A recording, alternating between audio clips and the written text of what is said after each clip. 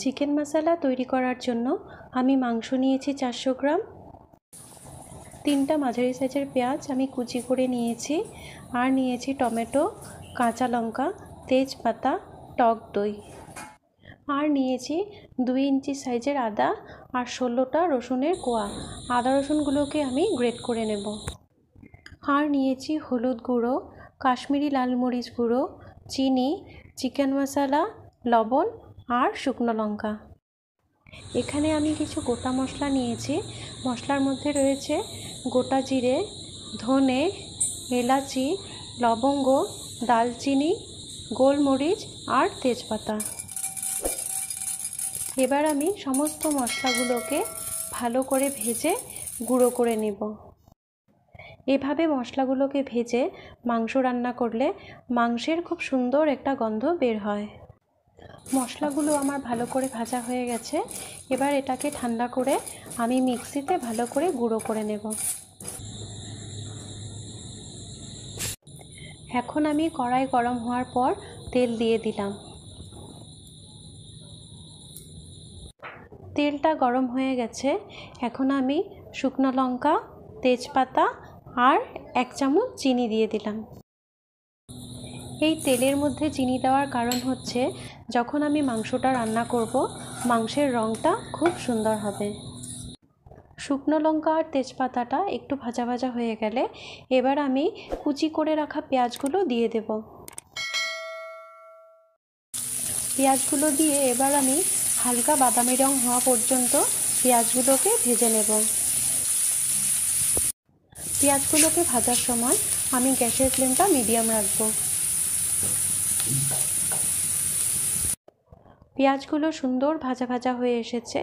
এবার আমি এর মধ্যে মাংসগুলো দিয়ে দিলাম। এবার আমি মাংসটাকে একটু ভেজে নেব। মাংসটা অল্প ভাজা ভাজা হয়ে এসেছে, মাংসের কালারটা একটু চেঞ্জ হয়েছে। এবার আমি এর মধ্যে আদা রসুন বাটা দিয়ে দেব। আদা রসুন বাটাটা আমি দিয়ে দিলাম। এবার দিচ্ছি স্বাদ মতো নুন, হলুদ গুঁড়ো, কাশ্মীরি লাল মরিচ গুঁড়ো আর চিকেন মশলা গুঁড়ো।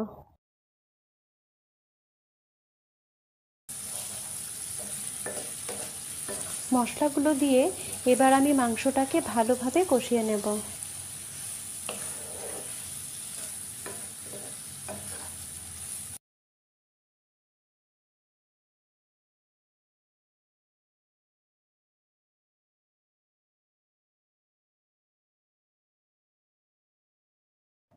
মাংসটা আমার কষানো হয়ে গেছে। এবার আমি এর মধ্যে দিয়ে দিচ্ছি টমেটো কুচি আর কাঁচা লঙ্কা। কাঁচা লঙ্কাটাকে আমি চিড়ে নিয়েছিলাম।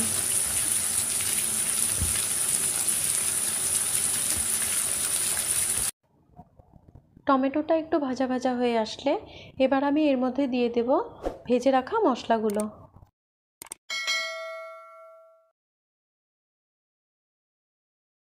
টমেটোগুলো সুন্দর গলে গেছে।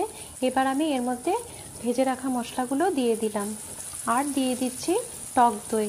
দইটাকে আমি খুব ভালোভাবে ফেটিয়ে নিয়েছিলাম।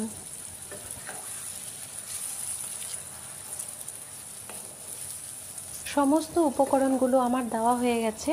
এবার আমি মাংসটাকে আরও 2-3 মিনিট ভালোভাবে কষিয়ে নেব।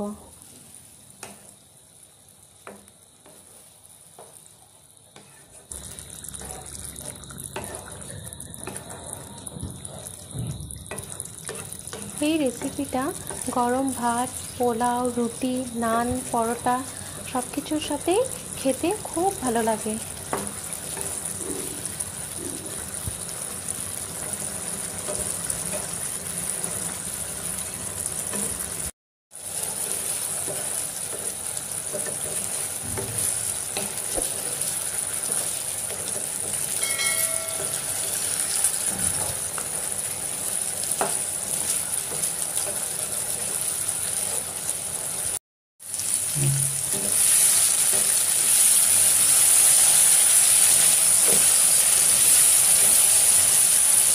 মাংসটা ভালোভাবে কষানো হয়ে গেছে, মশলার গা থেকে তেল ছেড়ে দিয়েছে। এবার আমি এর মধ্যে দিয়ে দিচ্ছি 1 চামচ টমেটো সস। টমেটো সসটা এখানে অপশনাল, আপনারা ইচ্ছা করলে নাও দিতে পারেন, কিন্তু আমি টমেটো সসটা প্রিফার করি, কারণ টমেটো সস দিলে মাংসের স্বাদটা খুব ভালো হয়।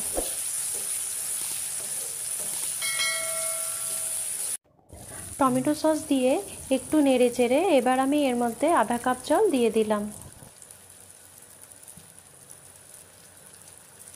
এবার আমি গ্যাসের ফ্লেমটাকে হাই করে ঢাকা দিয়ে রান্নাটাকে 5 থেকে 10 মিনিট ফুটতে দেব।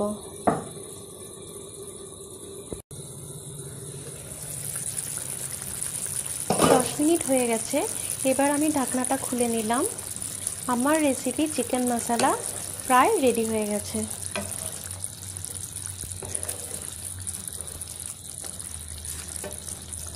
ঢাকনাটা খুলে এবার আমি আরও 1 মিনিট মতো মাংসটাকে রান্না করব।